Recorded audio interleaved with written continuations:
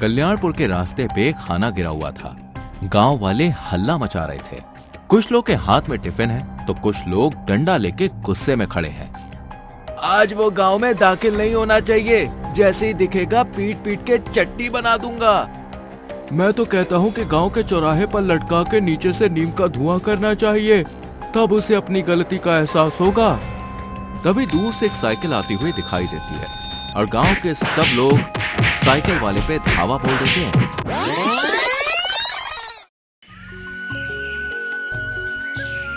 बूढ़ी अम्मा कल्याणपुर में घर घर टिफिन में खाना देने का काम करती थी। गांव के सब लोग बूढ़ी अम्मा के खाने के दीवाने थे। माँ, खाना बन गया तो टिफिन में भर दूं? देने का समय हो गया है। रुक बेटा, अभी सब्जी थोड़ी पकने दे, फिर चले जाना। सब्जी पकने के बाद सोनू टिफिन को साइकिल में लटका करके कल्याणपुर की ओर निकल पड़ा। रास्ते में सोनू को एक आदमी खड़ा मिलता है। अरे भाई साहब, ये कल्याणपुर किधर पड़ेगा? लगता है नए हो, मैं उधर ही जा रहा हूँ, साइकिल में बैठ जाओ, छोड़ देता हूँ। सोनू डॉक्टर को अस्पताल के बाहर छोड़ता है। अस्पताल? आप डॉक्टर हो क्या? हाँ, कल इस अस्पताल में मुफ्त में आरोग्य की चकास होने वाली है, आ जाना। जरूर। इतना बोल के सोनू टिफिन पहुंचाने चला जाता है। दूसरे दिन सोनू अपनी बूढ़ी अम्मा को साइकिल पे लेकर अस्पताल पहुंच जाता है। डॉक्टर दोनों की रिपोर्ट लेता है। आपको 2 दिन बाद इसका परिणाम मिलेगा। मैं सोनू के हाथों भिजवा दूंगा। आप इस उम्र में मत आना। बूढ़ी अम्मा हाथ जोड़ती है और दोनों चले जाते हैं। रोज की तरह बूढ़ी अम्मा बैठी बैठी सब्जी बना रही थी और सोनू टिफिन भर रहा था। अम्मा, मेरी दाईं आंख फड़क रही है, कुछ गलत होगा शायद। बेटा, हम गरीब के साथ क्या ही बुरा होगा, सबसे बड़ा बुरा तो ये गरीबी है। सोनू को कुछ भी समझ में नहीं आया और वो टिफिन को साइकिल में बांध के निकल पड़ता है। अरे यार, ये इतने सारे लोग ऐसे क्यों खड़े हैं? लगता है गांव में कुछ हुआ है, देखना पड़ेगा। देखो देखो, आ गया वो सोनू।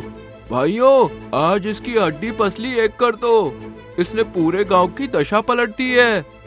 हाँ, इसकी बूढ़ी माँ के हाथों का खाना खा के ही सबका ये हाल हुआ है। देखो मेरे हाथ में कैसे फोले निकल आए हैं। मैंने तो कल ही इसका खाना खाया है, मेरे तो पूरे मुंह पे फोले पड़ गए हैं।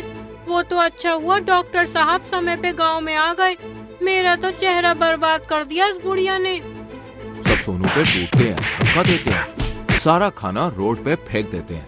बूढ़ी अम्मा रात को सोनू की मरहम पट्टी लगा रही हैं। माँ, पहले तो कभी ऐसा नहीं हुआ। सब बोल रहे हैं कि तुम में कोई रोग है। समझ में तो मुझे भी नहीं आ रहा बेटा कि ये सब हुआ कैसे। गांव वाले बोल रहे थे कि डॉक्टर की रिपोर्ट में आया है कि तुम्हें कोई बड़ी बीमारी है और वो खाने के जरिए पूरे गांव में फैल गई है। मैं बीमार होती तो सबसे पहले तुझे कुछ ना होता। उस रात सोनू माँ की ये बात सोचते सोचते छत को जाके ताके जा रहा था। अचानक उठा और टॉर्च लेके वो गांव की ओर बढ़ने लगा और वहां जाके खड़ा हो गया जहां उसने डॉक्टर को छोड़ा था। खिड़की के पास खड़ा होकर देखा तो उसके होश उड़ गए। डॉक्टर का पूरा मुंह लाल था और वो इंजेक्शन लेके खुद को लगा रहा है। तभी एक औरत डॉक्टर के पास आई। सब ठीक है ना? हाँ, सोनू की बूढ़ी माँ पे पूरा इल्जाम डाल दिया है, हमें शायद इस गांव में रहने को मिल जाएगा। सोनू फोन निकाल के पूरी वीडियो बना लेता है और गांव वालों को जमा करके पूरी वीडियो दिखाता है। सरपंच डॉक्टर को चौराहे पे खड़ा करते हैं। डॉक्टर साहब, बताओ ये सब क्यों किया? डॉक्टर रोते रोते बोलता है, मुझे कोढ़ नाम की बीमारी थी, मेरे गांव वालों ने मुझे अकेला छोड़ दिया। मैंने सोचा कहीं और जाकर नई जिंदगी शुरू करूं, पर लोग मेरा मुंह देखकर भाग जाते थे।